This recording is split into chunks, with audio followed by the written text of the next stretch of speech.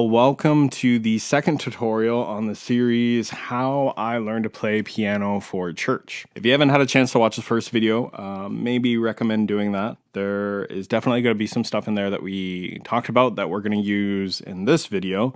We're going to use some of that same stuff. We're just going to build a little bit on it. So the two songs that we're going to look at today is Great Is Thy Faithfulness and I Know Whom I Have Believed. A few things we're going to talk about in this video is grace notes. We'll talk about my understanding of them and how I use them when I play. We'll talk about using arpeggios in the left hand. And lastly, we'll talk about repeating chords and different octaves. So I'm going to go through Great Is Thy Faithfulness. This is how I would play it in a church setting, accompanying a congregation. And then like we did before, I'll break down just a little bit of what I'm doing.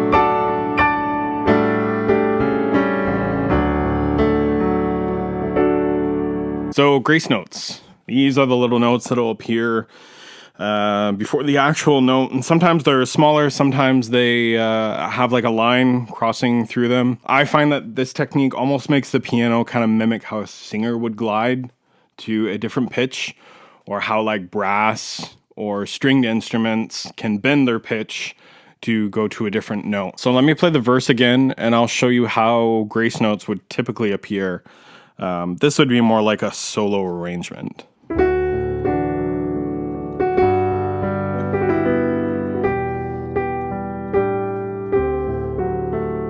So you can hear the melody, but you can also hear that little da-da, da-da.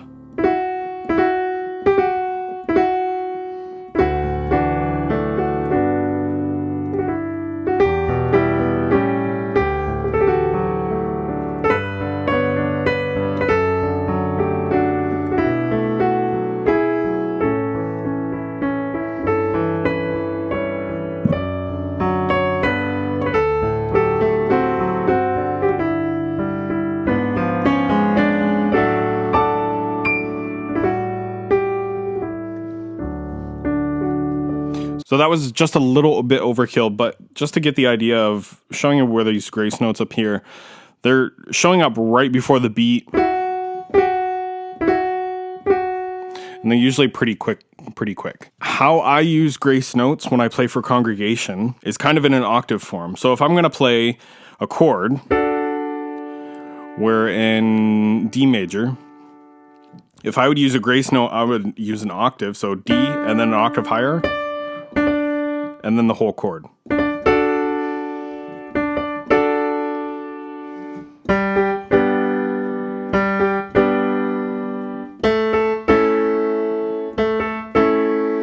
And playing, it would show up something like this.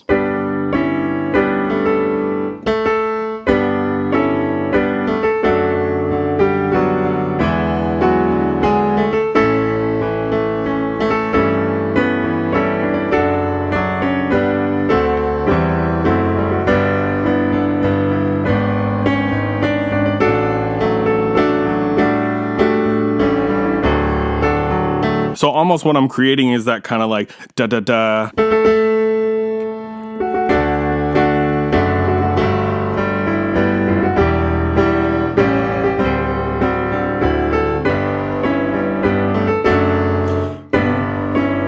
Da-da-da.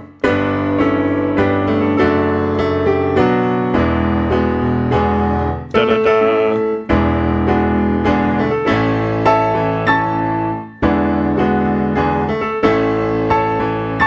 You're playing the chord, but you're accentuating it before you actually play on the beat. So it's kind of giving it that, it's kind of giving it some oomph. It's kind of like da-da-da. I wouldn't use this on every chord. It can probably get a little bit monotonous after a while.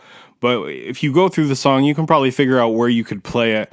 Maybe the areas that the lyrics have more power, or the chord is going to have more impact. You'll need that like da da da. If you wanted to practice this, the easiest way would just be do that over and over.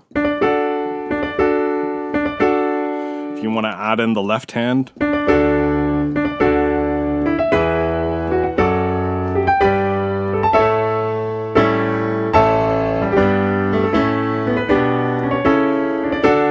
Secondly, arpeggios in the left hand. Now, I think I used this in the first video, but I didn't really talk about it much. When I'm playing for congregation, I'm going to use a mixture of like the stride playing and using arpeggios in the left hand. This can definitely add a softer dynamic to your playing, and it adds more of a flowing element to the music. My piano teacher always taught me to read the lyrics of the music you're playing, use the lyrics to help you figure out the dynamics of how you want to play. So for really strong passages, like great is thy, we would use like stride, like big chords. Great is thy faithfulness. Pretty much the whole course of Great is Thy Faithfulness is really strong. Maybe towards the beginning of the song and the verses, you could use the arpeggios.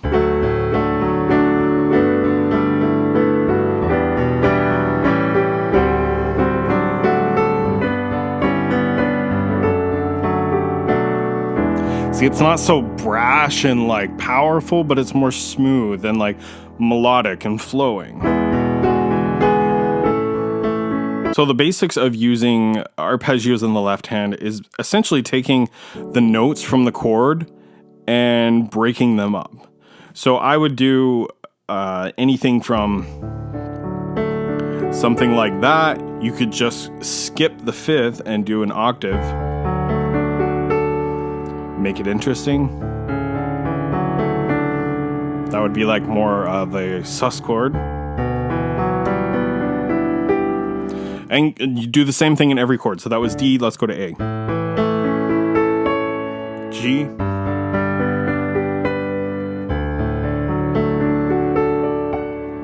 This is actually something that takes up a good bit of my practice time. I love practicing arpeggios. To get them really smooth and flowing, you're going to want to practice them a lot. I would usually practice them hands together.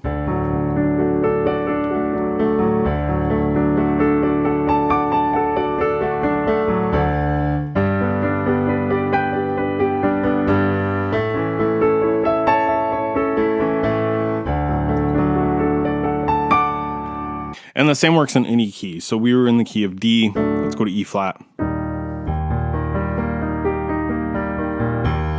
Let's go to F major. G.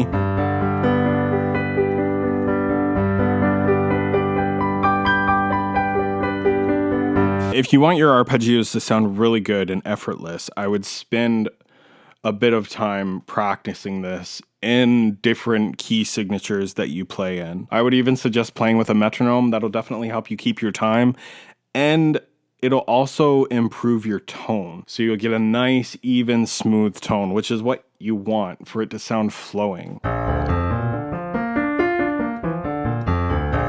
Clearly, I need to practice. So like I said earlier, I use a variety or a mixture of stride playing using the chords and the arpeggios. I like to go back and forth between these styles. It definitely gives the song some more dynamic. An example of how I would use this in the song. So the beginning of the song, Great is Thy Faithfulness. Kind of big and powerful.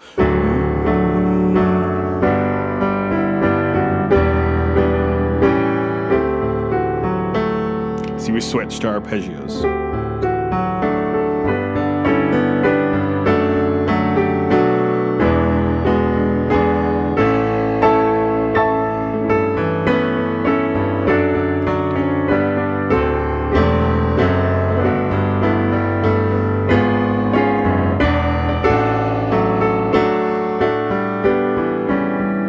This leads us on to the third thing that I want to share is repeating the chords in different octaves. And segments of the song where no one's singing or there's not really any notes to be played, rests.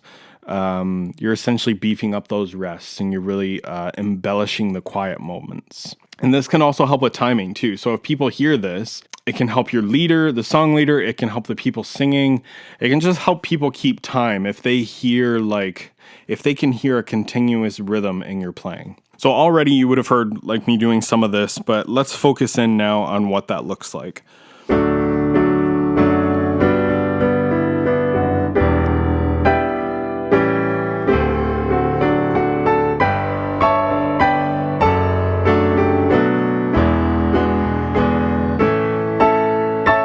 So we're going to be taking the chords that we play, and we're just going to be repeating them. Sometimes we can even repeat it up to 3 times, maybe even 4 times, if you have enough space. But this is just going to fill up those empty spots. So let's see here.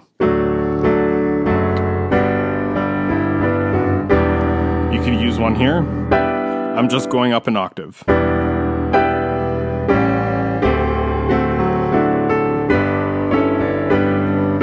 Use one here.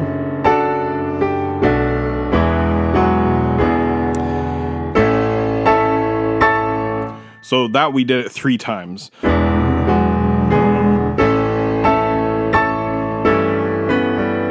And it's just the same chord over and over, just octaves higher. I'm also using the left hand to move up those octaves as well. An easy way to get good at this would be just practicing those chords, like hitting the chords.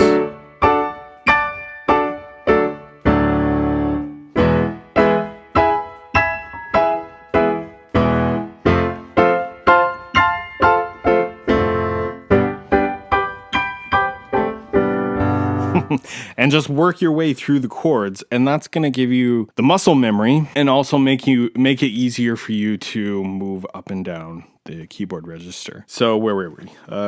With the A. You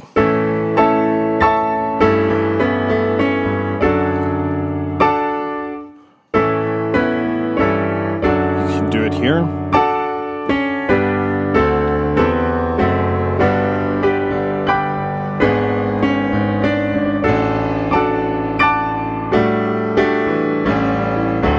So like I said, it's really just filling in the empty spots where there would be no notes played. If you weren't going to use it, it would turn out like this.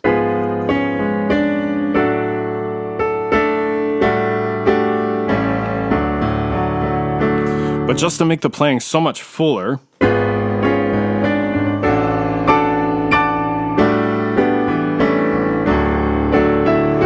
and really, this filling in with the octaves, that's kind of the basis for using arpeggios as well. When you begin to add arpeggios, you're using that same space, the rest, to add in those arpeggios. An example.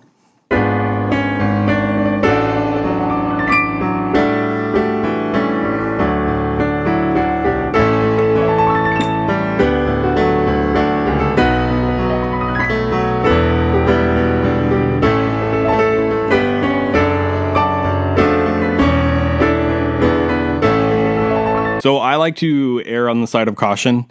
Too much filling in can also become distracting. The object in playing is to glorify God. The object in singing is to glorify God. We never want our playing or our singing to be distracting. Like when I play, I definitely put my all into it, but I don't want to be playing to the extent where people are singing, they're starting to become distracted by what I'm doing. It kind of takes the attention off the message in the song, it takes the attention off the music, and it more brings the attention to the player, and that's not what I want to do. Also, your timing needs to be perfect. I don't have perfect timing, not everybody has perfect timing, but your timing should remain consistent with the rest of the song.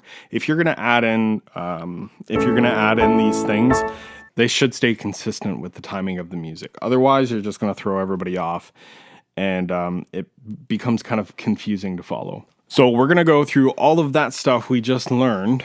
We're going to now apply it to the next song, which is I Know Whom I Have Believed. So I'll play it from the start, and we'll just get an idea of how it sounds.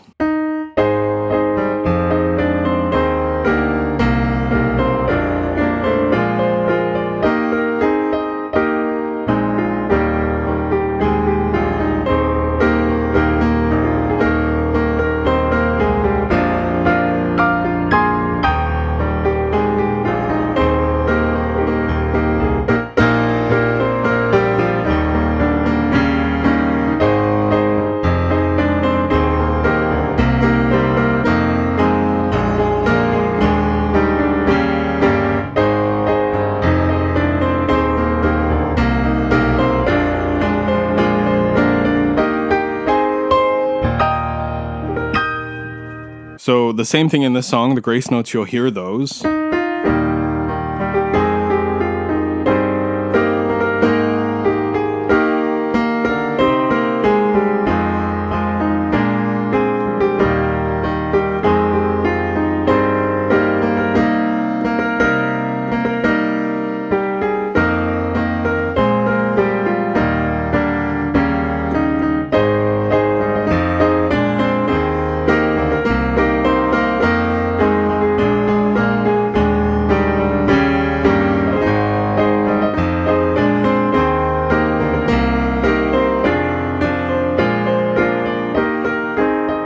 Now, I'm also adding a lot of minor chords that aren't written in the book. It really depends on your church.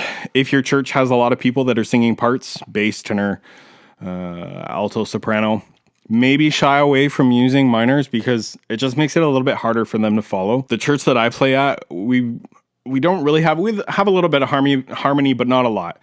It really gives me a lot of liberty to be able to add those things in. So stuff like F minor.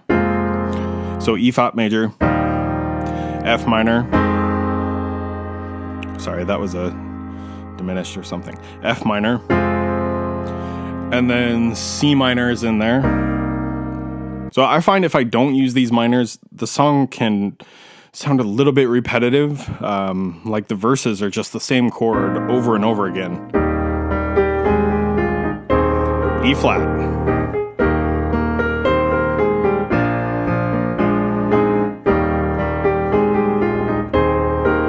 Same chord, B flat. But if you add in those other chords, so F minor,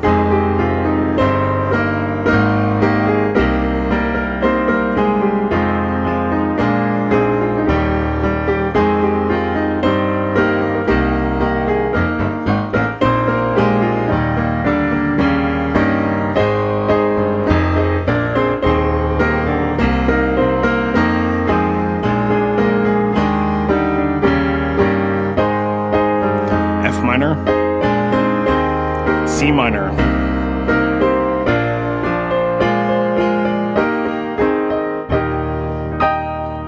We can also add in arpeggios in the left hand if we don't want it to sound so big and powerful. And that would look something like this.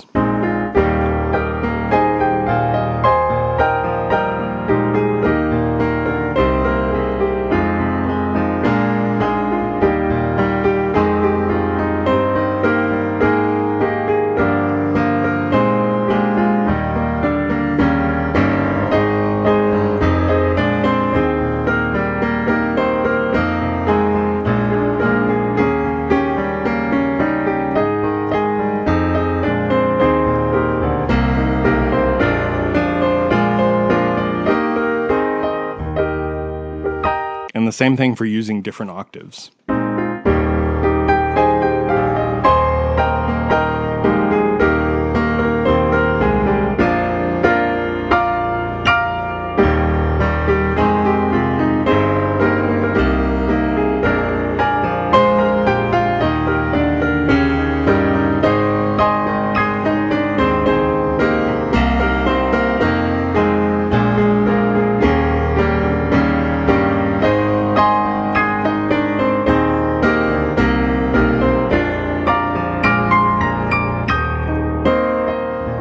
All right, so that's 3 more things you could add to your church playing. I hope these things can be a blessing to you and your piano ministry. I really enjoyed the comments from the last video. Let me know in the comments what songs you'd like to hear next, and I'll do my best to share with you how I play them for church. Thanks for watching.